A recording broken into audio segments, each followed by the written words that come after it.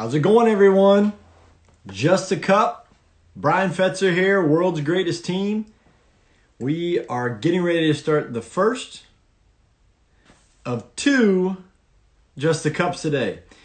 I got coming up first, have the coaches from the University of Virginia swimming and diving program, Todd and Tyler. It will be interesting to say the least.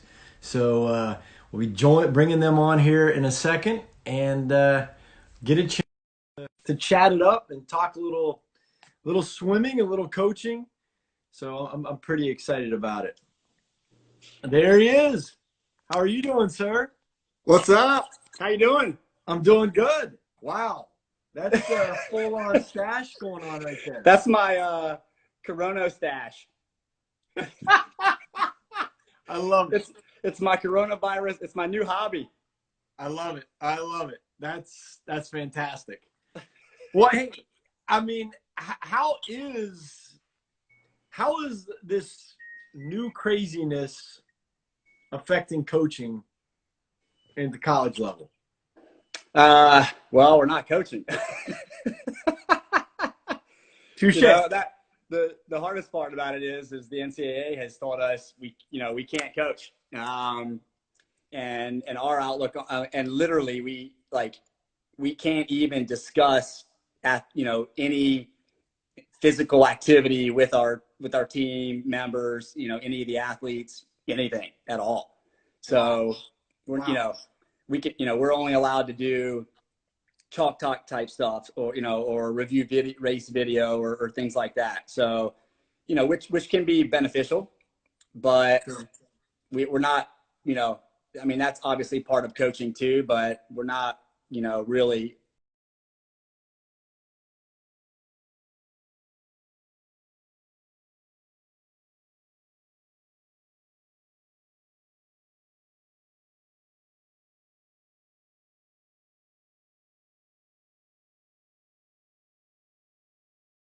Texting and all that kind of stuff. Yeah. So that probably makes the communication a little tough. Yeah. Well, I mean, Zoom, I wish I would have bought stock in Zoom. Amen, man, for sure. For sure. Holy smokes. Yeah. So, my phone goes from 100% to 0% every day, which it never did before. That's our life. That's our life now. FaceTime, right. Zoom calls, a million text messages, but it is what it is. It's interesting to say the least. No, I mean, I can imagine. I mean, it's a different time. I mean, how much has recruiting changed in the process? I mean, is it a little different than normal or?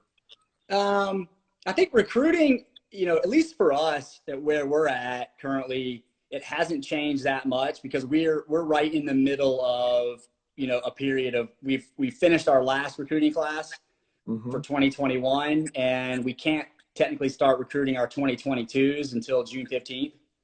So, and we finished recruiting back in January for the 21 class. So, it really hasn't affected us all that much. And actually it's to some degree been somewhat beneficial. We have all this extra time on our hands. So we've been connecting with, connecting with club coaches, a considerable amount. It's probably significantly more than we normally would just because we have the extra time and we're taking advantage of it. So, it hasn't affected it that much. I think, I don't know what, if they're going to make any changes before June 15th, but, at that point it's going to be phone calls and text messages. What it will change is normally this time of year in April and May, especially and June, we would be doing a lot of club visits. We'd be on the road. We'd be, visiting with clubs and watching them practice. And, obviously the NCAA has put us in a dead period, so we can't do any of that right now. So gotcha. That part of it's different. But there's some silver linings to that too, right? We get to stay home and be with our families a lot more this time of year, which is unusual. That is kind of been the sentiment amongst a bunch of different coaches from different colleges and different sports, that it's kind of a different norm. I mean, because you're actually getting to spend time with your significant other. You're getting to spend time with your kids. Having dinner and breakfast and doing all those kind of things, which is Yeah. Coaches sometimes need a reset. And this is kind of like a mandatory, I guess, reset. Yeah. I've been, normally I'm in if we're practicing, I'm in the office, we're at the pool at 5:30, 6 in the morning, and I don't go out. I don't see the light of day until 6 p.m. Right. So 12 hours inside, and I've I had all kind of phones going off there. Great. I've spent more time outside in the last 2 months than I have, in I don't know how long, just going on walks and just getting outside, working outside. It's been kind of nice, but I certainly miss the normal part of our job. I've done all the quintessential coronavirus things, though. I'm growing the mustache and I got a puppy. So that's both of those. That's awesome. That's keeping me busy. Just so people are jumping on left and right. Got Todd on the phone. UVA. He's the boss at UVA for swimming and diving. As soon as we've realized that gonna have to bring Coach Fenwick on after we're done talking to Todd. Can't bring them on together because this whole I'm still learning Instagram and what you can do technology wise and not, but. This is my first time being on Instagram Live, so I'm actually impressed that I was able to connect with you at all. Oh, I'm surprised. Hey, there's no say. The athletes that are coming on, that are a couple years younger than we are, they struggle on it too. So it's good. I think it's just getting used to things. That makes me feel better. I mean, one thing I definitely want to ask you about, because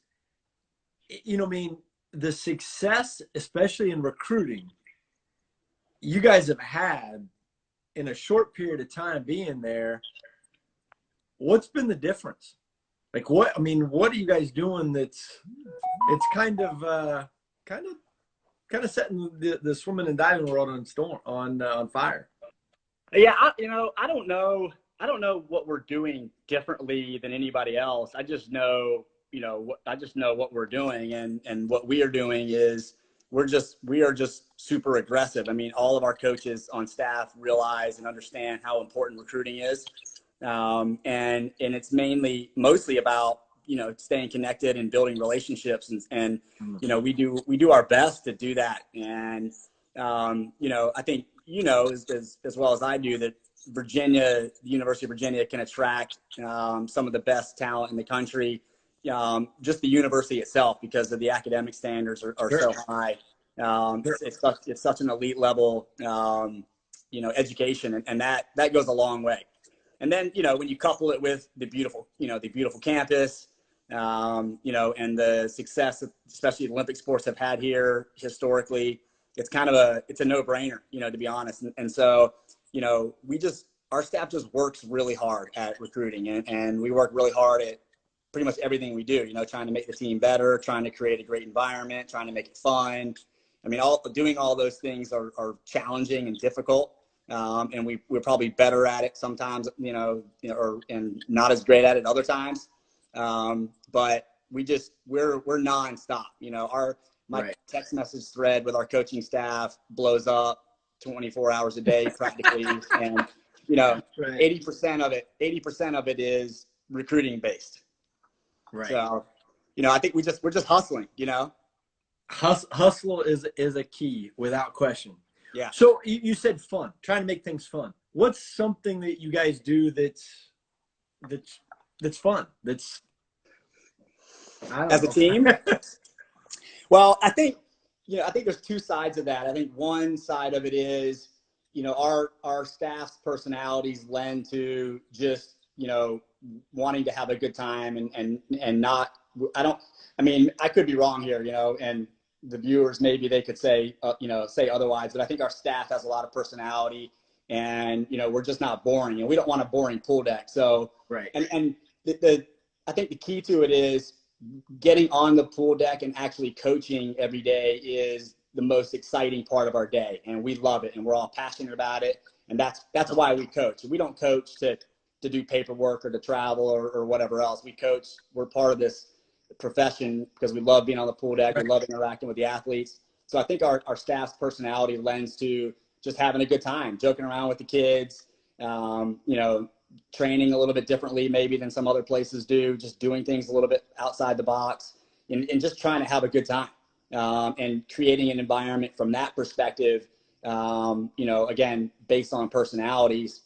You know, all the coaches on staff are really good friends of mine. You know, we've grown to be really good friends. So, you know, we get along great, you know, and we want to have a good time too. So the minute this profession's boring to me, then I'm getting out of it. You know, I was a CPA. I got my master's in accounting, and I did public accounting for 6 years before getting into college coaching. So I know what, no offense to all the accountants out there, I know what boring is. I did that once. I don't want to do it again. I can appreciate that. You know, but then on the flip side of it, we do our best. And again, I think we could probably sometimes do a lot better, but we do our best to, you know, have some fun with the team and move away from just grinding all the time and doing some different things. I think we probably did a little bit more of that this past season than we have in the past. And we need to do a little bit more of it. But just like playing this year, I know one day we played, instead of having a normal practice, we played inner tube water polo.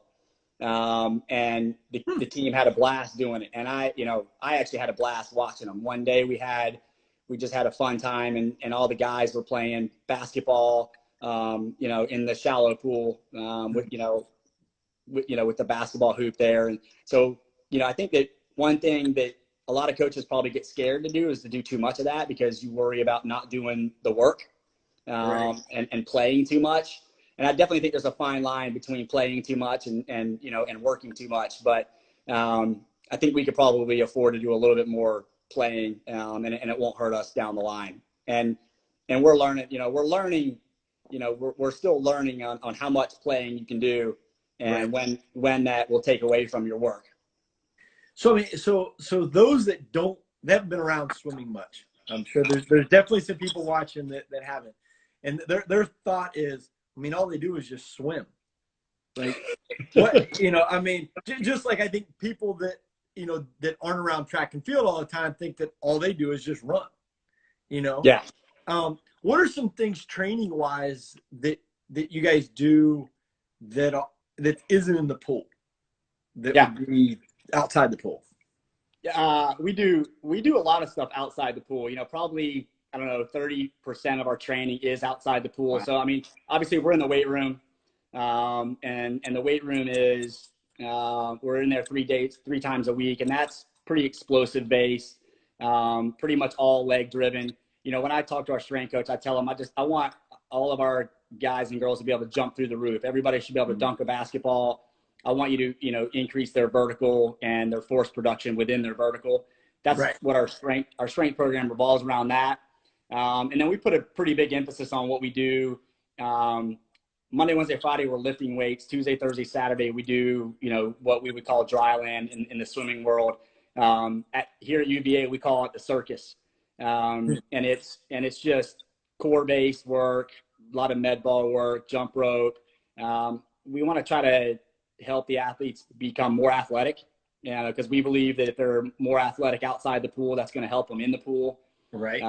You know, flexibility, mobility, stability stuff. You know, we put it, I would say we put as much, if not more, and probably more of an emphasis on that than most programs in the country. And I think, you know, again, I don't think you have to swim, you know, 20 hours a week. You know, you can do 15 hours a week or 14 hours a week and do the rest of it outside the pool. Right. You know, because, you know, like even with track, right? The kids are running in high school. In swimming, the kids are swimming in high school. What they're not doing, or what they're not doing a lot of, is weightlifting or dry land and that type of stuff. Right. So that's a huge added benefit when they get to a program like ours. No, that's awesome. I think it's as a coach, I've always kind of been fascinated to see what other people do, because there's so much carryover between sports. Oh yeah. And, you know, you get to see what somebody else is doing. It's like, oh man, that's a good idea. I mean, I remember when I was at Cal Berkeley, Mike Bottoms used to come out and watch my sprinters practice, and I'm like, why is the sprint coach for swimming watching my track practice? Yep. And then him Yep. and I got to be friends and got to talk about things. And I'm like, oh, it relates. You Yeah. know, basketball and so on and so forth. Yeah, Well, I did that.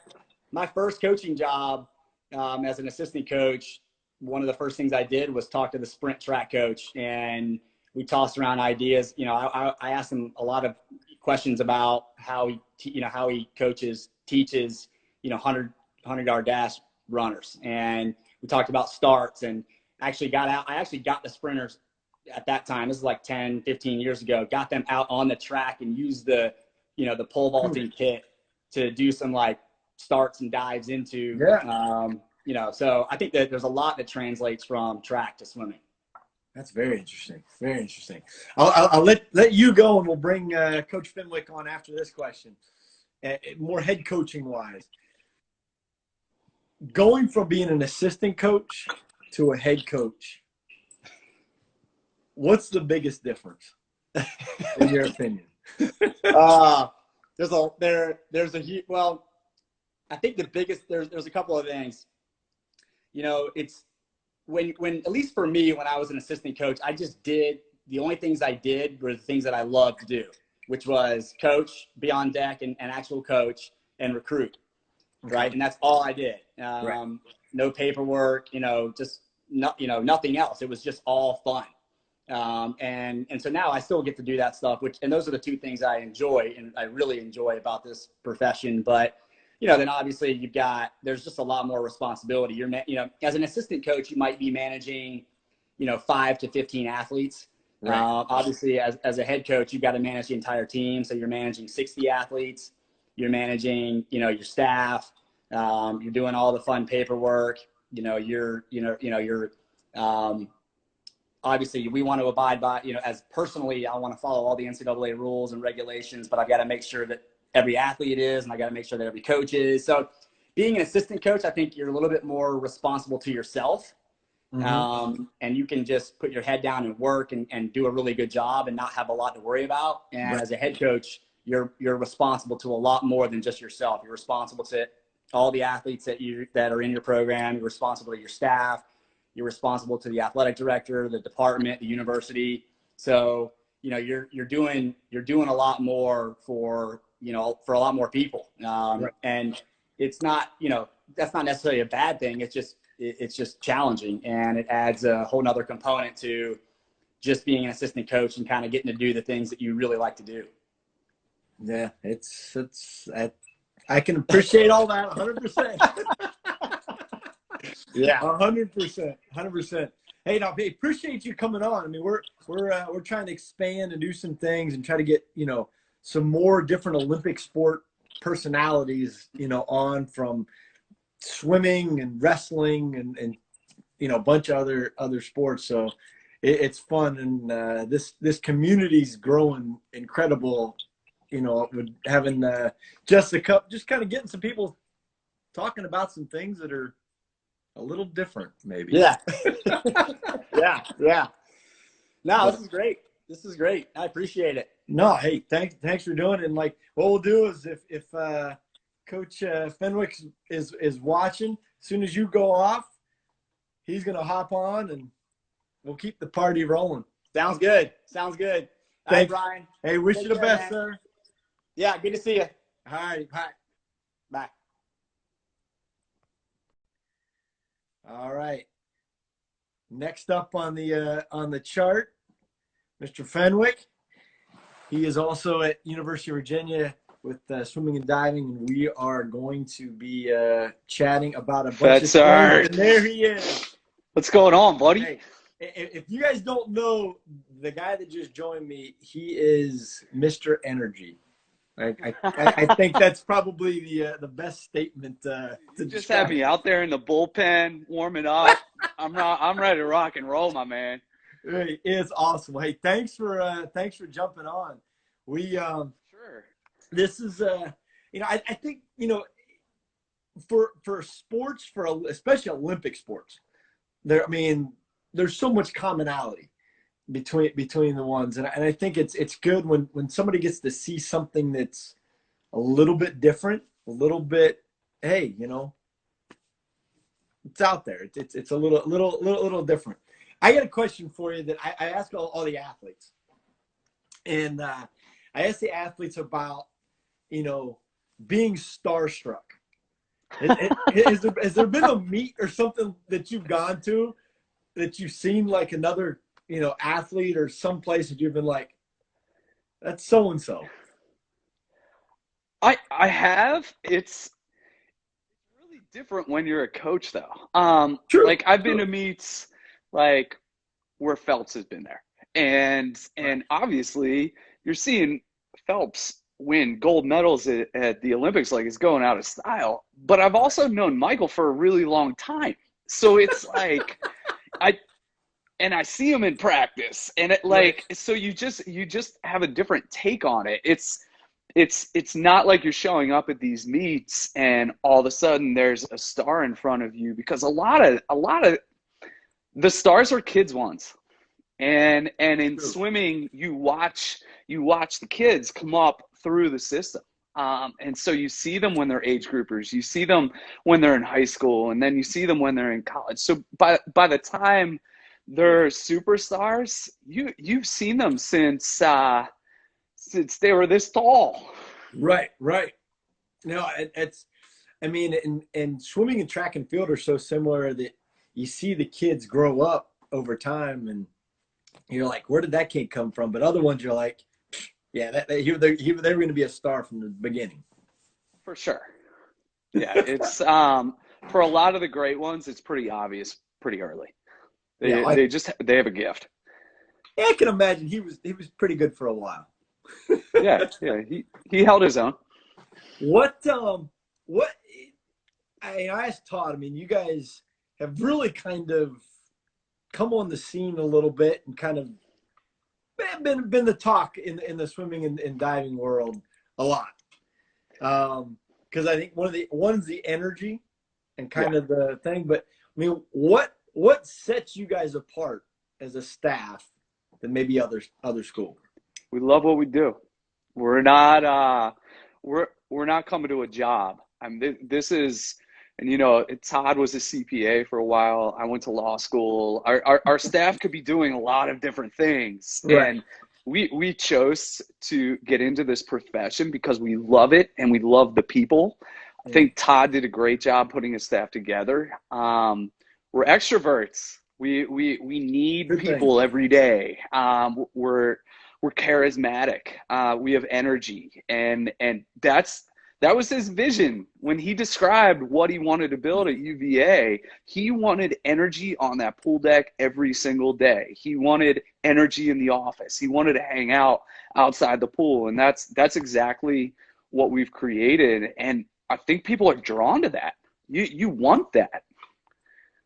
I would agree. No, I mean that's if you don't like when you go to work, it's a job, and you're forced to do it. And there's a lot of people out there that don't like where they're at. I know that they do.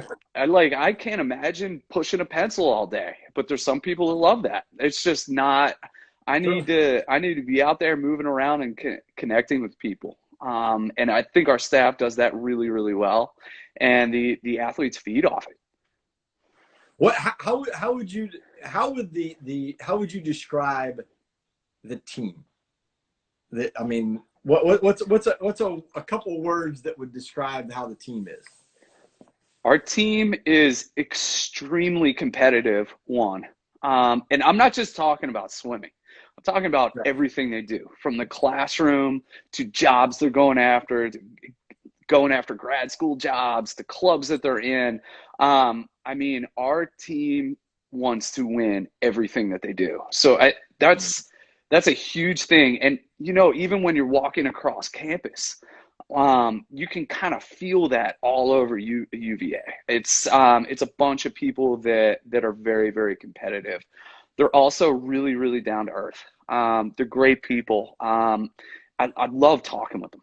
When we're always out on the pool deck early, and we always stay late after practice. And that's one of the best parts of our job. We work with such great people who are interested in so many different things. A lot of times we're not even talking swimming, and it's just so much fun to get to know them and spend time with them outside of practice. Right. I mean, it's what you're saying. I was going to say, what makes a good coach? And you started describing It's relationships. Yeah. Coaching is relationships. That's, you can teach somebody how to train someone. Training's not hard. You can pick that up, but to have that connection and to have a group of young people that trust you and you're able to build that trust and get them to a point where they're willing to run through a brick wall for you and for their teammates. Like that's coaching. It's and there's a lot of guidance, especially when you're coaching through high school and you're coaching through college. I mean, we're not coaching robots. It's no. You're gonna have struggles. You're gonna have people that stumble and they need someone there right next to them, pick them back up and get them back on the road. And it's I mean, that's why we do what we do. We wanna see young people be successful. Is there something you do in training wise that might be different or kind of out there? We race what a normal swim coach would do. We race a ton. And I know I have a lot of times I'm working with the middle distance crew and I'm working with the IMers and I'm working with the distance kids. And I will tell you, we do resisted training every practice, every day. Wow. So whether that's putting mesh kick socks on your feet, putting them on your hands, putting cords, resistance cords. We have pulley system. So weighted pulley systems that we'll use. We also use parachutes. So we have a bunch, our equipment bags are filled with different toys and we love to use the toys. So I think that one that makes kind of the crew that I work with a lot different than other crews. A lot of kids that are swimming the same events as the ones that I coach, they're just going up and down the pool a whole lot. And we try to have more fun with it and do different things. But that's across our whole team. I mean, Todd's a master at implementing different toys and using different stuff and making every practice new and exciting. Now, do you guys do strength training with the longer and middle distance groups? Yeah. Similar. Yeah. So we split up. Well, I'll take that back. We do it as an entire team at the pool on Tuesday, Thursdays, and Saturdays. And Todd alluded to that. That's what we call circus. So that's dry land. And Todd normally runs that. And it's, I mean, we have the music blasting, and we have 7 coaches on the pool deck, including our volunteer assistants. So there's a great coach to swimmer ratio. We each have a little group that we're working with, and there's a lot of energy in that. And then med ball stuff. And we're stuff?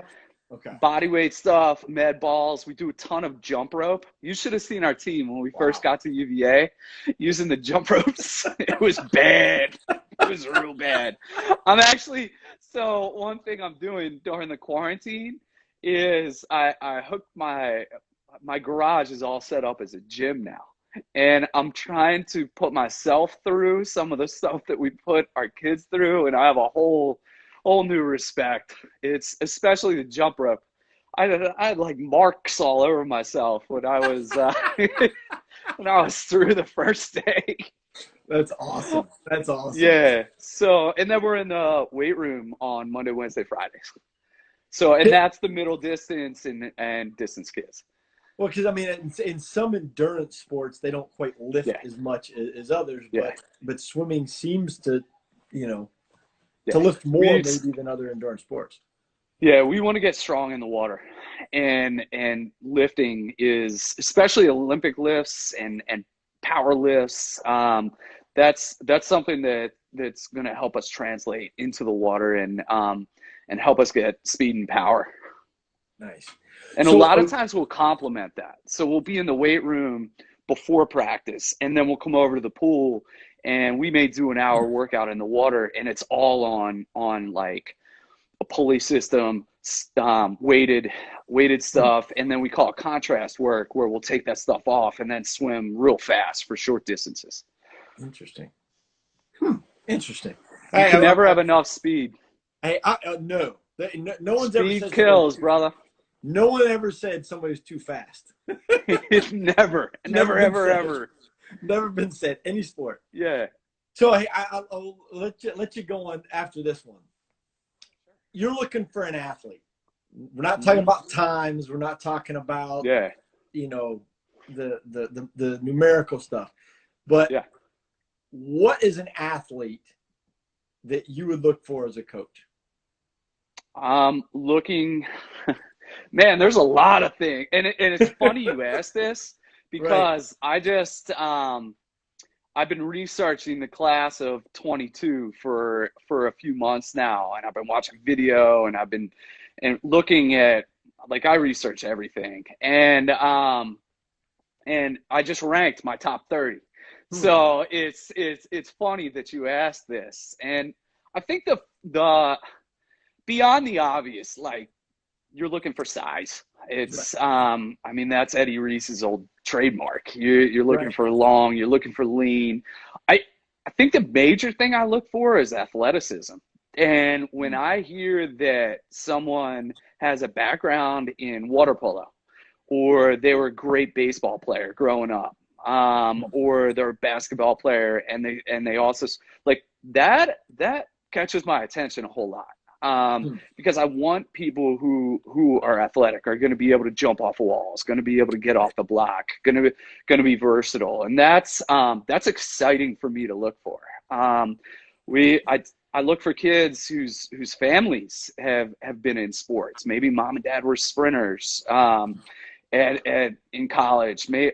I've had a few kids whose parents are ultra distance runners, and when you're looking at a miler and you hear about that, that's like music to your ears. For sure. For sure. I think another thing that we look for is we're looking for a competitor.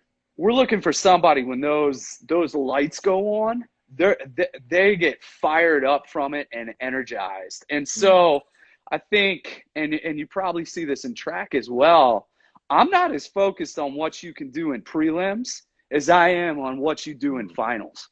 It's if I'm watching a pattern of somebody and they're dropping time in finals and they're finding a race and they're getting their hand to the wall first, that kid has an X factor. And particularly as the stage gets bigger. Are they doing this locally? Are they doing it regionally? Are they doing it in their state? Or are they doing it nationally? Are they doing it internationally? And you can't really teach that. You're either that either lights you up or it doesn't. So that's something we really look for. That's true. That's a good. You got to be able to compete. If you can't compete, absolutely, that's what we do. It's a moot point. It doesn't matter if you train hard if you can't compete. That is a true statement, man. All right, I'm fired. I'm ready to go. I'm ready to come. Let's go out to the garage. Let's get going, brother. It's game time. I feel you. Well, hey, man, thanks for jumping on and joining us. And Just the Cup. We're trying to do something different. We're gonna have a bunch more athletes in the swimming community on in the next couple of weeks. Yeah, I look forward to that. We need to figure out how to do the. Instagram needs to figure out how you do the live with more people on here. Yeah, absolutely. My guess is they'll figure it out quick. Mark Zuckerberg will figure it out. I would venture to say, because this thing has become what everybody does now. Everybody's on Instagram Live. Everybody's on Facebook Live. It's got to be like a Zoom call. So, well, hey, all right, Coach, Brian. Be I good. Appreciate you. Appreciate you and Todd joining us. And have wish a good you guys the best. Thank you much. Go Hoos. Be good, sir. All right. See ya.